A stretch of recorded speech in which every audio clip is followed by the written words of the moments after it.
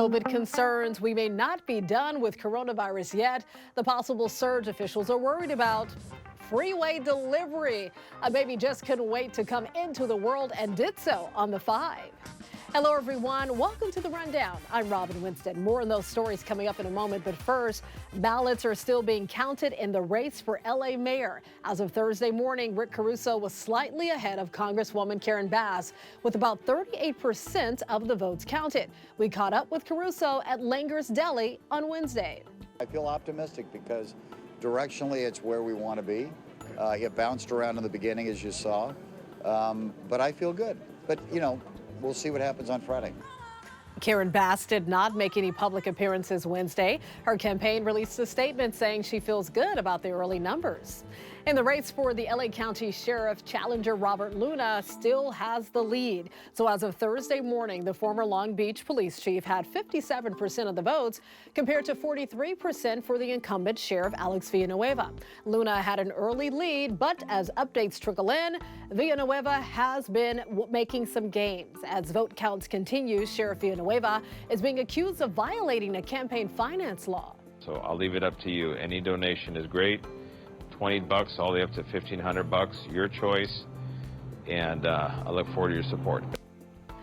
This video of Villanueva speaking into the camera asking for donations from deputies began circulating within the sheriff's department last week. State law prohibits employees of local agencies from soliciting political contributions from anybody within the agency. The LA County DA's office has launched an inquiry into this. Villanueva's campaign office maintains that no laws were broken. COVID numbers are slowly rising. LA County health officials are concerned about a possible winter surge.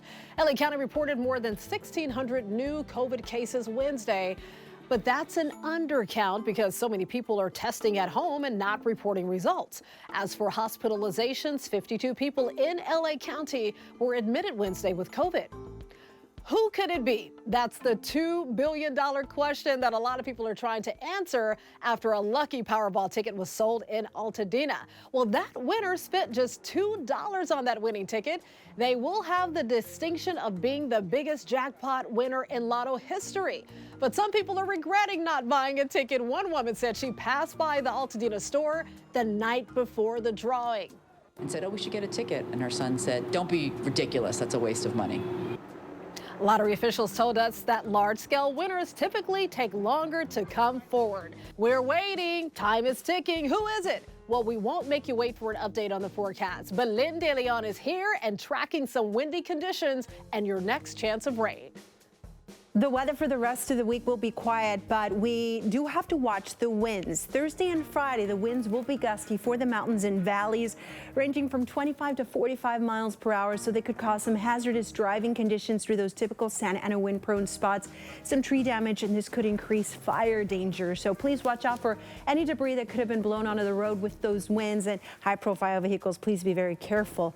Now, the temperatures are going to warm a little more through Friday and Saturday. Look at the trend in West Covina. We're going to go from the upper 60s to low 70s.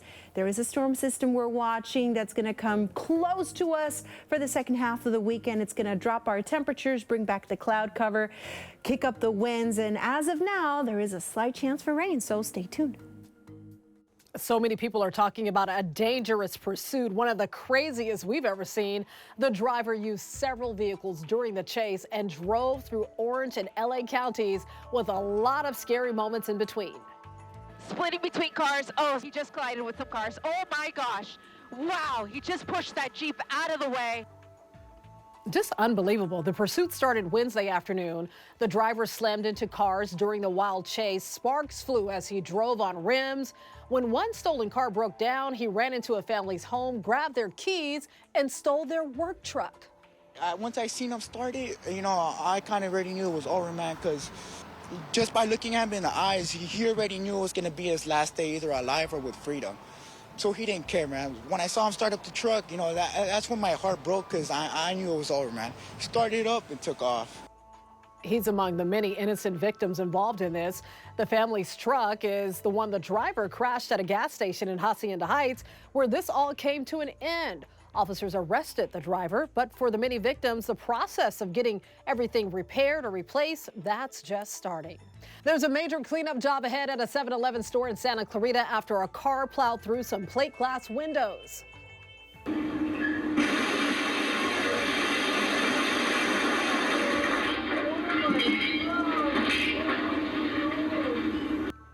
You can see the Nissan Versa pulling into a parking spot when it suddenly sped up and crashed right through the front of the store.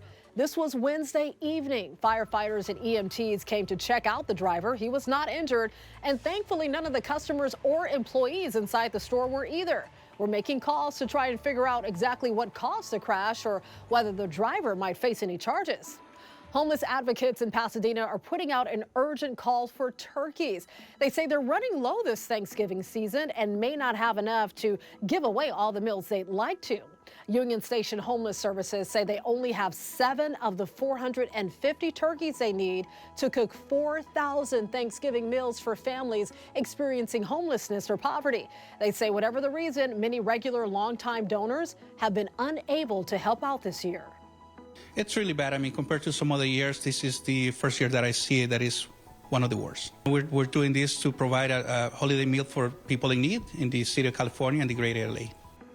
If you're able to help, frozen turkeys can be dropped off to Union Station Homeless Services Adult Center on Raymond Avenue in Pasadena any day between 8 a.m. and 2:30 p.m.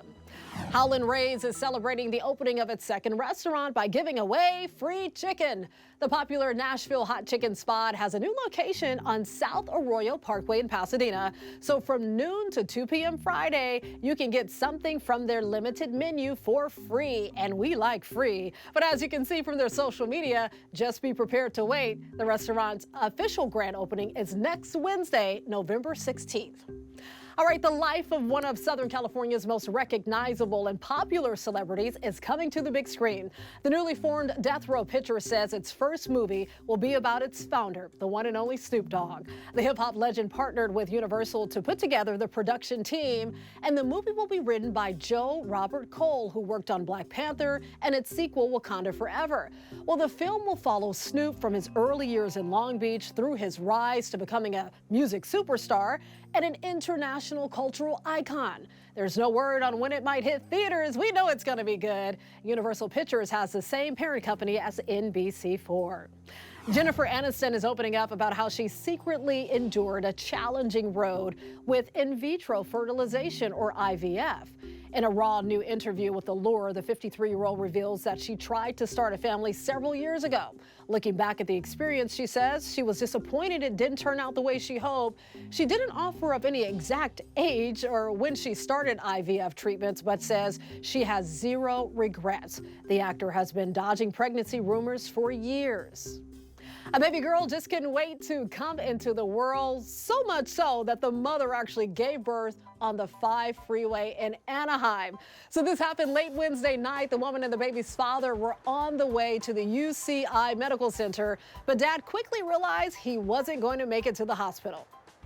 We were driving over here and she told me to pull over right away because the baby was going to come out. I said, no, I could probably make it if I drive fast enough. And then she was like, no, the baby's coming out now. So I pulled over to the side, I got out of the car, came onto the passenger side, and all of a sudden the head was out and the baby was already here. My goodness, we're told Mom and the baby girl are both doing well. Wow, well, she'll definitely have a story to tell for the rest of her life, right? Where were you born? On the 5 freeway. You can always get news and weather updates on the NBCLA app at our website, NBCLA.com. And be sure to tune into Today in LA on NBC4 weekdays from 4 to 7 a.m. I'll be here helping you get around with the traffic reports throughout the morning commute. I'll see you next time on The Rundown.